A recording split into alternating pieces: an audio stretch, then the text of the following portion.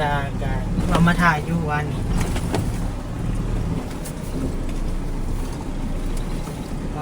ทุกน้องเอ๋ยเป็นจังได๋บาดน้องนิวบางงามเพิ่นน้องเอ๋ยดึงมันงานก่อนจึ๊บบ่ตื่นเนาะหากันนอนอันนี้คือยูตัวนี้ สีฟ้าพี่น้องเลยเนาะพอดีเลยบอกไงบอกพอดีเลยเนาะตัวพี่น้องเลยนี่เล็กน้อยลงมอดใส่กับแบบนี้แพร่แบบนี้แพร่แบบผ่าอ้อมผ่ายางไปเนาะนุ่มๆรองเท้านี่ใส่ให้ตลอดเลยเด้อมันจะตีนงามแล้วมันจะออกมางามเลยนะโอ้ตอนนี้อยากได้กับเสื้อแขนยาวเพิ่นนี่แล้วก็เสื้อเจ้ามีบ่เสื้อแขนยาวบ่มีซ้ำพี่น้องเลยเนาะทางผู้ใหญ่เพิ่นกะ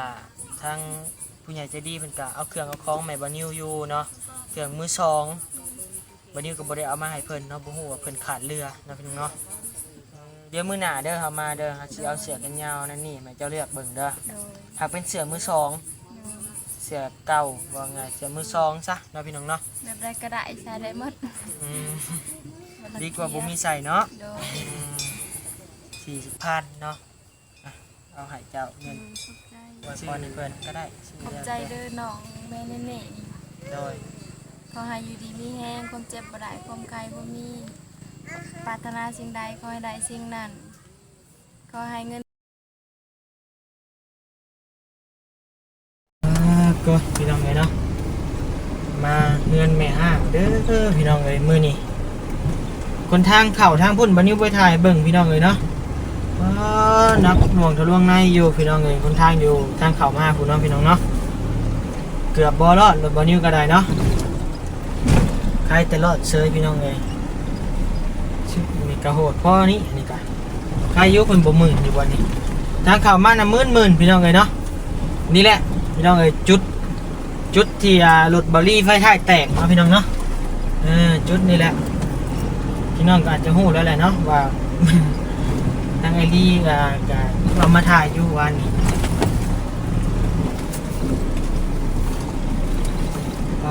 ทุกพี่น้องเอ๋ยเป็นจังได๋บาดน้องนิวมาบ้านน้องนิวเด้อพี่น้องเด้อมื้อนี้มาครั้งที่2บ่นิวก็ได้เนาะมารอบแรกก็เพิ่น อุจจาระใส่บ่นิวเนาะพี่น้องเนาะมาฮอดมีเพิ่นสิเฮ็ดจังได๋ใส่บ่นิวพี่น้องเอ้ยโอ้เสียงว่ะ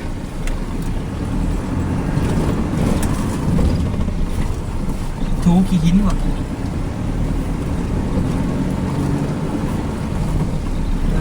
ก็ฮอดแล้วพี่น้องไปบาทนี่เนาะปึ๊บพี่น้องเอ้ยได้อยู่บ่ล่ะก็พี่น้องเอ้ยนี่แหละอันนี้ทางญาติพี่น้องเพิ่นบ่เนาะพี่น้องเนาะมานั่งลิ้นนั่งหัวกันบ่เนาะหรือว่าแนวใดพี่น้องเอ้ยป่ะลงไปลุมพุ่นละพี่น้องเอ้ยเนาะอยู่ผู้เดียวลูกคือไปทำหาแม่ได้ละแม่ก็คอยแกงแม่ก็มากินเดียวมากินข้าวน้ำข้าวนี่อยู่ไสเฮือนเจ้าบ้านไหนบ้านหลังใหญ่บ่บ้านนี่เลยบ้านแม่อยู่ในข้าวไปนี่ข้าวกับแล้วเอาโดยเมื่อจุ่มพลาดอยู่เฮือนพุ่นแหละพี่น้องเอ้ยเนาะเบิ่งรถบ่นิ้วเนาะพี่น้องเนาะบุห่ำเข้ามาใครแต่อันย่างใหม่พี่น้องเอ้ยก็แนมเป็นย่างเก่าบ่นิ้วนี่บ่รอดพี่น้องเอ้ยเบิ่งนี่กว่าผู้ขี้ตอกขี้ต้มเนาะบุเข้ามาเมื่อกี้นี่พอเข้าฮอดกระบะพี่น้องเอ้ยให้เบิ่งมากับบ่จอดคือเก่าคือเดิมบ่นิ้วก็ได้โดยสบายดีเด้อใครแต่รอดมาได้พี่น้องเอ้ยโอ้ปอโตเบื้องนี่ ว้าทางเขาเพื่อนน้องนิ้วพี่น้องเอ้ย มื้อน่ะอุจจาระใส่บ่นิ้วเนาะมามื้อนี้เฮ็ดคนทางเปื้อนใส่บ่นิ้วบาด บา นี้ ลีมาเมื่อวานนี้อยู่พักนั้นเลย บ่มาเลยบ่กล้ามา เราย่างเข้ามาเด้ โอ้โดยพี่น้องเอ้ยจับกล้องคันนี่พี่น้องเอ้ยเนาะเอาเนาะพี่น้องเนาะบัดนี้ก็ขอกล่าวทักทายสบายดีพ่อแม่พี่น้องเด้อเนาะหมดทุกคู่ทุกคนหมดทุกหม่องทุกบ่อนเนาะพี่น้องเนาะบ่ว่าสิอยู่ฝั่งลาวฝั่งไทยหรือก็ต่างประเทศเด้อพี่น้องเด้อเนาะมามื้อนี้มาพบมาพ้อกับบ่าวนิวอยู่เฮือนอยู่ซ่านน้องนิวเด้อพี่น้องเด้อเนาะน้องนิวกับสาวแนทบ่สาวนิดพี่น้องเอ้ยเนาะสองแม่ลูกเพิ่นเนาะแม่ลูกอ่อนพี่น้องเอ้ยบ่าวนิวก็มาเป็นครั้งที่สองเด้อพี่น้องเด้อเนาะมาหมู่บ้านท่าโพนี่กะตะกี้บ่าวนิวก็มาอยู่เนาะพี่น้องเนาะมาขายเครื่องขายของเข้าไปนี่แหละบ่จอดก็น่าจะมานำงานตัวนี้น่าจะมาอยู่บ้านท่าโพเนาะมาเปิดห้านซัมมะกุ้งพี่น้องเอ้ยตอนช่วงน่ะมานำกัน2คนตอนนั้นก็ได้แต่ 2-3 ปีก่อนนะพี่น้องนะ2 ปีก่อนเนาะวันนี้วันมาเปิดห้างมะปุ้งก็โอ้ยเข้ามานี่แหละพี่น้องเลยเข้าไปในภูมิมันมีบ้านนั่นจากบ้านพี่ช้างพี่น้องเลยเข้าไปใกล้เติบอยู่เนาะ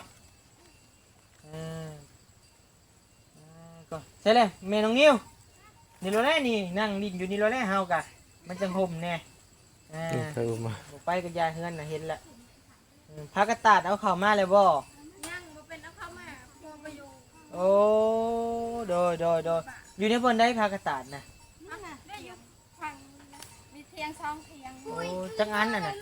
8 โอ้เดี๋ยวเบิ่งเดี๋ยวอันคะแนนเขาแก่เขามาได้สิไปเอาให้ โดน เดี๋ยวเบิ่งก่อนเพราะว่าทางขึ้นก็บ่เป็นเรื่องง่ายพี่น้องเอ้ยทางมาเดี๋ยวเบิ่งก่อนเนาะมื้อนี้ก็มีข่าวดีเด้อพี่น้องเด้อเนาะมาแจ้งทางน้องนิวมามอบให้ทั้งน้องนิวเนาะพี่น้องเนาะมีข่าวดีเนี่ยมื้อนี้เป็นของแม่น้องเน่ๆเนาะพี่น้องเนาะแม่น้องเน่ๆ น้องเน่ๆก็คือเป็นร้านบ่าวนิวเองเนาะพี่น้องเนาะร้านแท้ๆบ่าวนิวนี่แหละเนาะแม่น้องเน่ๆก็เป็นเอื้อยบ่าวนิวเนาะนี่แหละทั้งเอื้อยบ่าวนิวกะผักเสื้อกับแป้งครีมเนาะทั้งเอื้อยบ่าวนิวกับบริมีรวมมีลายเนาะแต่ว่าอยากแบ่งปันเนาะพี่น้องเนาะมาให้น้องนิวเนาะพี่น้องเนาะก็พี่น้องเลยเอามาลายมือแล้วแล้วแหละสิมาลายมือกับฝนตกพี่น้องเลยยันคนทางขับบ่ได้มามือนี่ฝนบ่ตกแต่ว่าคนทางยังเพอยู่เนาะไปเข้ามาพี่เลยได้รับจุยมุ้ย โดยสบายดี โดยสบายดีน้องนิวบุขี่สักกันเลยตี้มึงรับแหละ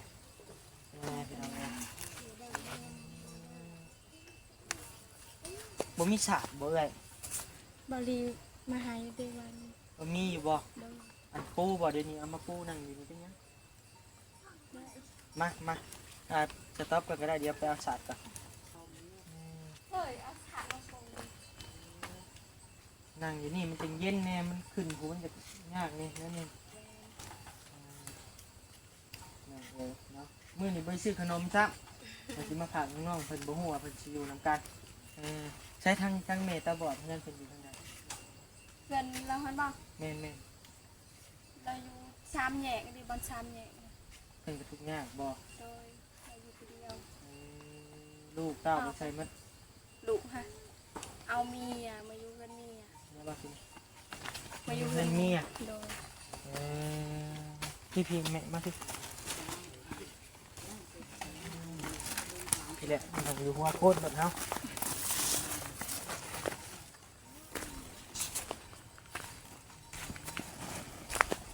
บอลลี่บ่ซื้อมาให้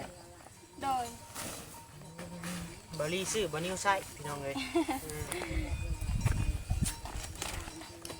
เอานะพี่น้องเนาะเดี๋ยวบอนิ้วไปเอาคากล้องมาตั้งก่อนนะพี่น้องเนาะเลยตอบเลยพี่น้องเลยเนาะกินนี่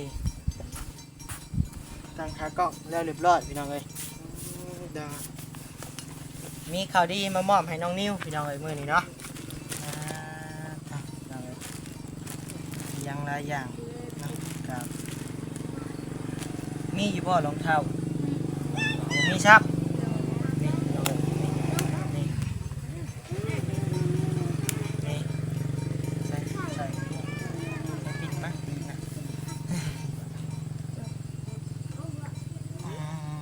ญ่มากมันจึงตีนงามมันคือหัดแท้ปึ๊บนี่อย่างเลยบ่งามเพิ่นพี่น้องเลยดึงมันงานก่อนจึ๊บจึ๊บบ่ตื่นเนาะ หาก็นอน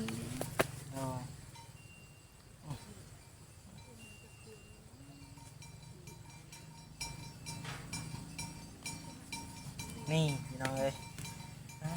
เด้องามขึ้นกับบอลพี่น้องเลยเนาะก่อนอันนี้ก็รองเท้าเด้อตัวนี้จะมีปุ่มมีติ่มมียังอันนี้รองเท้านี่ก็ได้อันนี้ก็รองเท้าพี่น้องเลยตัวผู้ชายดิเนาะน้องนิวเนาะใช่ตัวผู้หญิงแท้โอ้ยามกินข้าวเด้อตัวนี้เด้อยามกินข้าวแล้วมัดใส่คอพวกนี้บอลเปื้อนบอลเปื้อนส่งเป็นเชื้อตัวนี้ว้าโจน้องนี่ก็คือมาเอาสีชมพูให้แท้เอาพี่น้องเอ้ยน่าจะเป็นสุดมันเนาะแม่แล้วแหละนี่สุดตัวนี้เด้อตัวนี้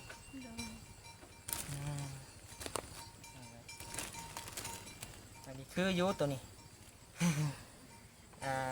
สีฟ้าพี่น้องเลยเนาะพอดีเลยบอกไงบอกพอดีเลยเนาะตัวพี่น้องเลยสแคปให้ในบัตรหนึ่ง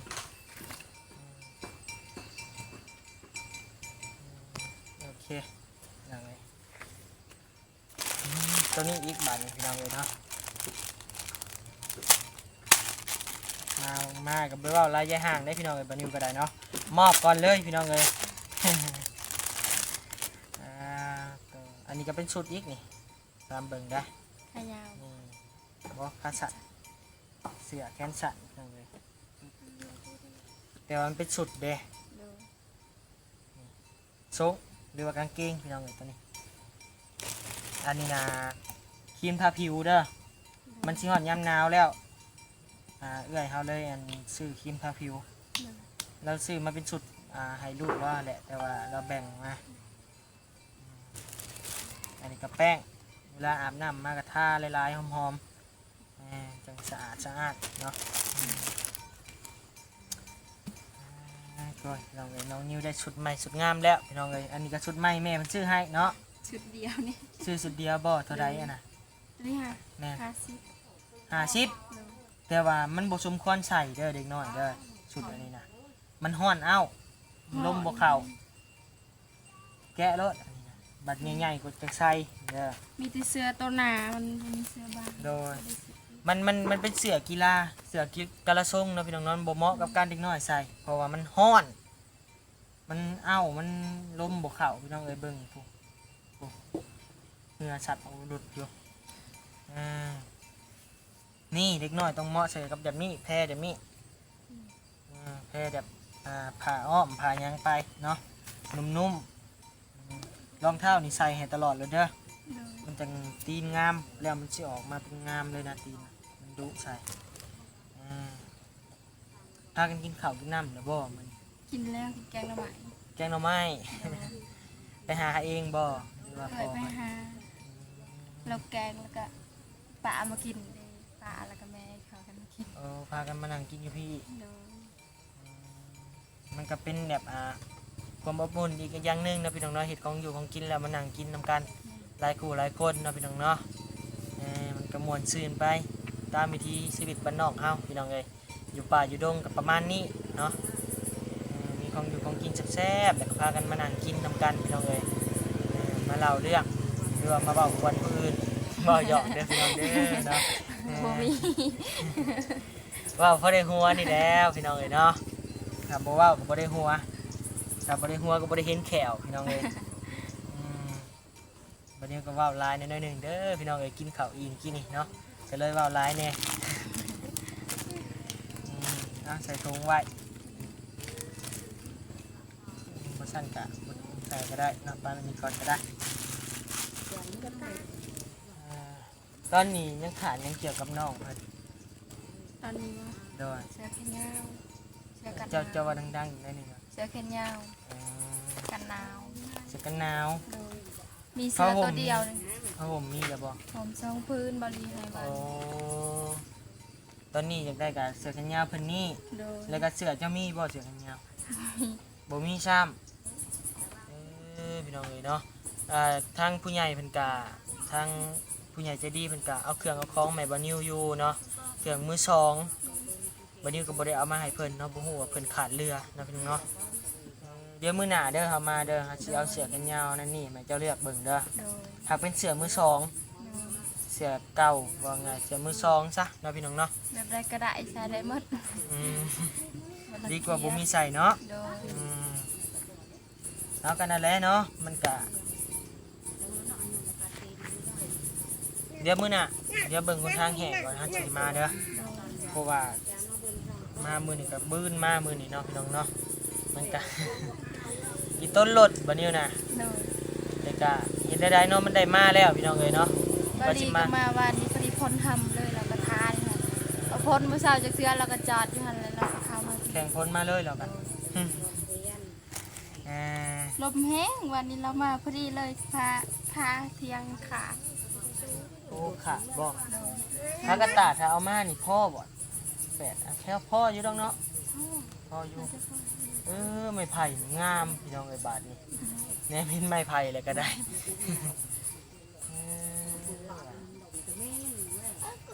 ไม้ไผ่ยังไงไม้ไผ่ บุคุมาจังไพ่ บ่แม่นไม้สังไผ่สิงามนี้แม่นบ่จอดไม้หยัง สั่งไพ่ สังไผ่บ่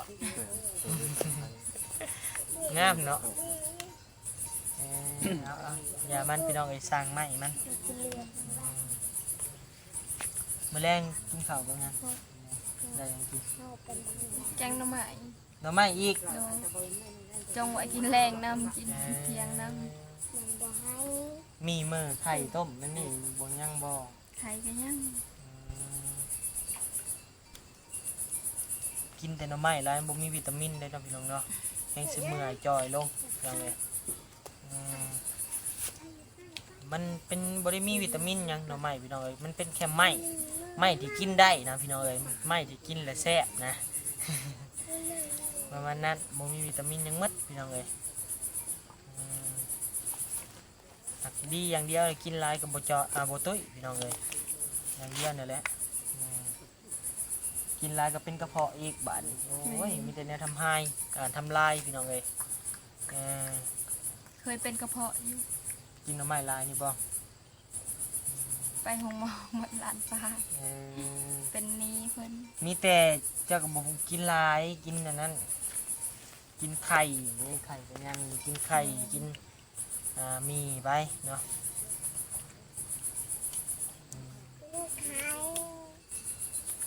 มีแต่สู้ๆแล้วเนาะเริ่มตื่นแล้วพี่น้องเลยเนาะ น้องนิวตั้งมาพ่อกันได้จังไดเนาะพี่น้องเนาะนิวกับนิวนี่เนาะ มามือนอนติ มามื้อนี้นอน พ่อเพิ่นไปทางใดมื้อนี้ เมื่อบ้านเพิ่นเอง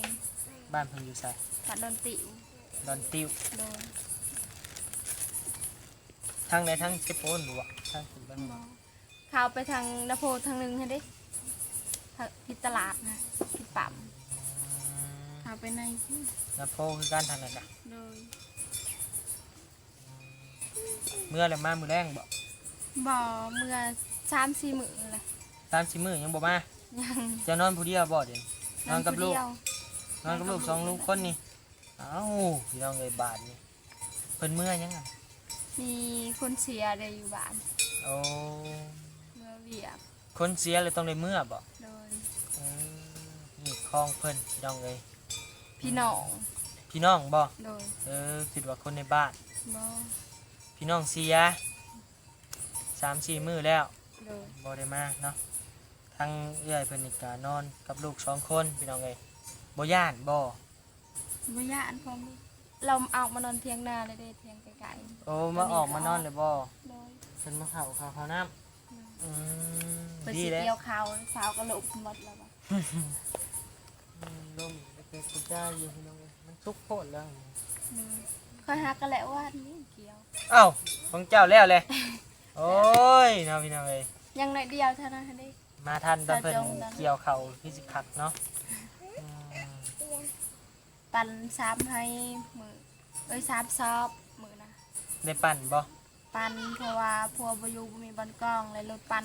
เรามาผ่านเท่านี้ดิแล้วก็ควักให้เราปั่นให้หน่อยเดียว อืม เราเอาเงิน เอาน้ำเท่าใด 3ซอบ39บาท 3 สอบ 39 โดย ค่าปั่นอย่างเดียวเนาะ โดย ค่าน้ำมูกน้ำมันเพิ่นพี่น้องเอ้ยปกติเพิ่นดอกเนาะลูกเจ้าก็ได้ทากับแป้งอยู่บ่ตะกี้บ่ได้ทาเลยอืม บ่ได้ซื้อบ่มีเงิน ครีมอาบน้ำก็บ่มีบ่เอาหยังอาบน้ำ ครีมนี่ซื้ออันนั้น มีอยู่ กังน้อยซื้อแต่ดนแล้ว อ๋อ ประหยัดใส่ นี่เด้อบัดนี้เจ้าอาบน้ำแล้วนี่จะใส่แถวคอน้องเพิ่นใส่แถวซอกแถวมุมหั่นแหละ โดย เออมันจังสบายต้นสบายโตมันก็บ่ให้ขาวขาวๆลูกเราพี่น้องเอ้ย ขาวอยู่พี่น้องเอ้ยนอนน้องบัดร้านบันนิวก็ใหญ่แล้วพี่น้องเอ้ยอันนี้อันก็แบ่งมาจากน้องนี่แหละพี่น้องเอ้ยเนาะก็เป็นอันเครื่องยังบ่ทันได้ใช้ดอกพี่น้องเอ้ยเนาะเครื่องซื้อมาอันหลายเลยก็แบ่งให้พี่น้องเอ้ยน้องนี่บันนิวเดี๋ยวบันนิวสิขึ้นเหมือนรูปน้องนี่เบิ่งเด้อพี่น้องเด้อ เฮ็ดอุปกอยู่เออ ซ้ำกันบ่ ฮะ ไงเลย ใหญ่6 เดือนโอ้ยใหญ่มันห่างกัน4 เดือน ซ้ำเลยเนาะอีหลานั่งน่ะเนาะจอดได้เนาะซ้ำเลยเนาะ แม่นจักซ้ำ หักยังยางบ่ได้พี่น้องเอ้ยโอ้ยแขนเป็นลันอยู่พี่น้องเอ้ยเออใส่มีหูอยู่บ่เฮาเอาโทรศัพท์อยู่โหลดพวกเบิ่งเดี๋ยวใส่เบิ่งเนาะ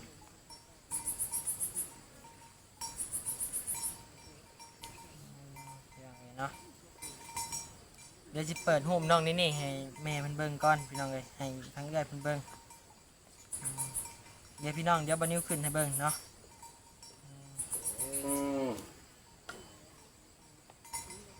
อ้างร้านตัวเองก่อนได้พี่น้องเอ้ยบาทนี้เนาะหมดแนวอ้างเลยเด้ใช้หนึกคือซ่าแท้นี่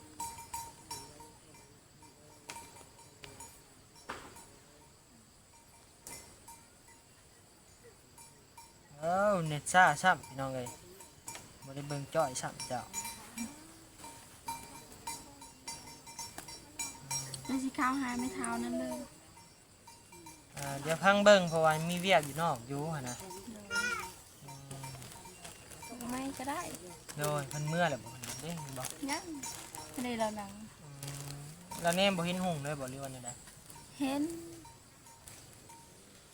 บ่แจงก็ได้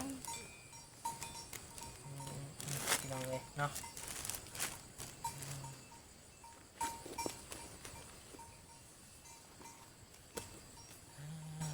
ดีแต่มื้อนี้ฝนบ่ตกเนาะได้จักนาทีแหละ 14 ทางไอรีก็สิเข้ามาบ่เนาะพี่น้องเนาะมื้อนี้เนาะคือว่าได้ยินว่าสิมาอยู่พี่น้องเอ้ยถ้าแนมฝนตกข้าออกเมื่อจักสิเป็นจังไดเนาะ ว่าดิเราก็หยานเราว่าตอนเมื่อหากันเราข้าวมานี่เราก็ถามพอน้องแม็ก แม่อยู่นอกทางเพลงกระติกเด้ 10,000 แม่นบ่อนเขาชมใหม่ โดย ครึ่งติดรถเฮา ป้า พูมาเลยใส่เลยดุดมาเลยนะเห็นได้สนะเนาะมันได้มาเลยเด้พี่น้องเอ้ยคะแนนสิกลับกับจังแนวใดเนาะคือมาอ่อนแท้เหรอนะเฮิร์นเลยลุยเลยมา ลด ลุยเลย ต่ำเลยเนาะ โดยรถข่อยมันตาม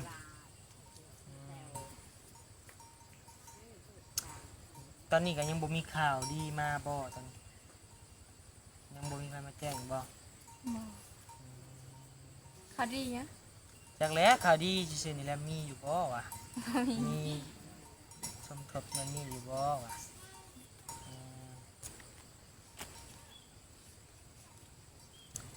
ทางได้เพิ่นนี่ก็ยังบ่มีเฮือนมีซ่านนำพี่น้องเนาะ เดี๋ ดินดอนตอนหญ้าเพิ่นมีอยู่พี่น้องเอ้ยคันว่าสิช่วยเหลือนั่นนี่ก็คือสิบ่ยากปานใดเนาะพี่น้องเนาะก็คือสิแต่เฮือนและพี่น้องเอ้ยอืมสมมุติว่าได้เฮือนนี่เฮือนไม้ก็ได้บ่ ได้ได้กระดาษซองห้องกระดาษ เออ เขาจะได้อยู่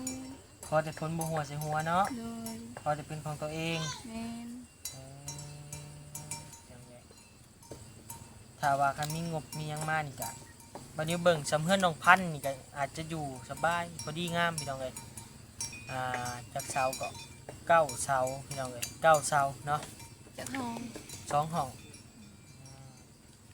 เงิน9เสา2ห้อง2ห้องพี่น้องเอ้ยมีระเบียงมีนั่นนี่เนี่ยก็งามอยู่พี่น้องเอ้ยงบมันก็เว้าหน่อยก็บ่หน่อยเว้าหลายก็บ่หลายพี่น้องเอ้ยเหมือน100กว่าล้านก็บ่ งบเงินน้องพันธุ์นะวันนี้ก็ยังบ่ฮู้ว่างบแท้จริงเนาะว่าหมดจักล้านพี่น้องเอ้ยเพราะว่ายังบ่ได้เบิ่งทางอ้ายเพิ่นสรุปกันแล้วพี่น้องเนาะน้องพันธุ์ก็ฮู้บ่แล้วฮู้บ่บันเทิงนี่ ตอนนั้นเห็นคลิปเจ้ากับบารีเลย เออ ตอนข่าวไปอันยังให้เราจับเอาเงินไปยังเจ้าว่า โอ้ใบอันบาทใบหยังนำมาบ่ โดยคลิปเดียวหั่นแหละเบิ่งน้ำข่าว โดยอ้าวปล่อยเบรกเมมแล้วบัดนี้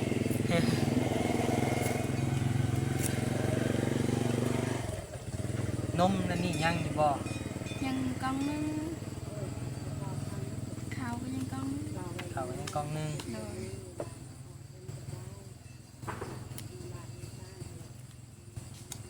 เดี๋ยวเงินติดโต๊ะเท่าไรเด้ ยัง65 เดี๋ยว65,000 จะบ่าวสาวนี่แสนนึงเลยซื้อสุดให้ลูกเลยแล้วก็เขาใส่น้ำ โดย 15,000 เบิ่ง เหลือ65 เอาเงินให้มันเป็นติดโตะก่อนวันนี้ก็บ่มีหลายเด้อพี่น้องเด้อเนาะซอยจำวันนี้ซอยได้พี่น้องเอ้ย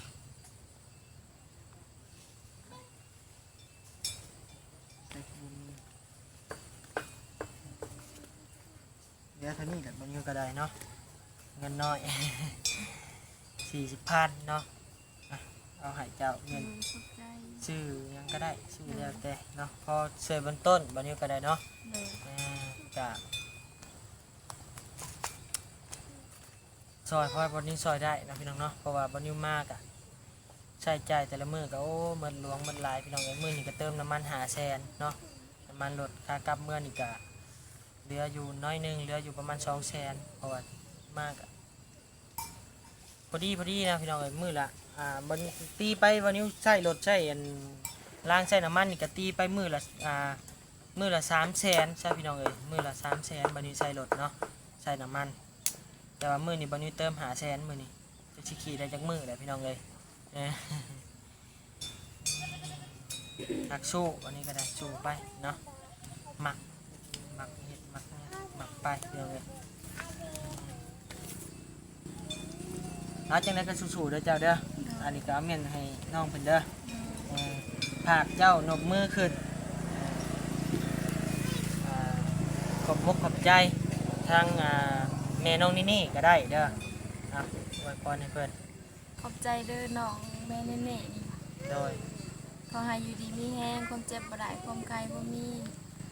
ปรารถนาสิ่งใดขอให้ได้สิ่งนั้นขอให้เงินทองไหลเข้าไปหาเป็นร้อยเท่าพันเท่าเด้อ สาธุแม่น้องนี่ก็เป็นเอื้อยบ่นิวเองนี่แหละ โดย เอื้อยแท้ๆเนาะน้องนี่ก็ฮัดแต่6 เดือนพี่น้องเอ้ย เอาเนาะคลิปนี้ก็บ่มีหยังหลายเด้อพี่น้องเด้อมา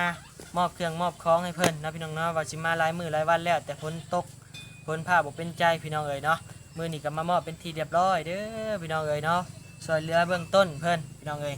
เอารองเท้าเอาส่งเสื้อพี่น้องเอ้ยเนาะส่งเสื้อก็เป็นส่งเสื้อมื้อหนึงเนาะพี่น้องเนาะแบ่งซื้อมามันเป็นฉบใหญ่เนาะพี่น้องเนาะแล้วก็แบ่งมาเอาคลิปนี้ก็บ่มีหยังหลายบ่นี้ก็สิได้ล่ำลากลับบ้านกลับช่องกันเด้อพี่น้องเด้อเนาะโดยบ่นี้ก็บ่มีคำว่าหยังหลายนอกจากคำว่า สบายดีโดยบ๊ายบาย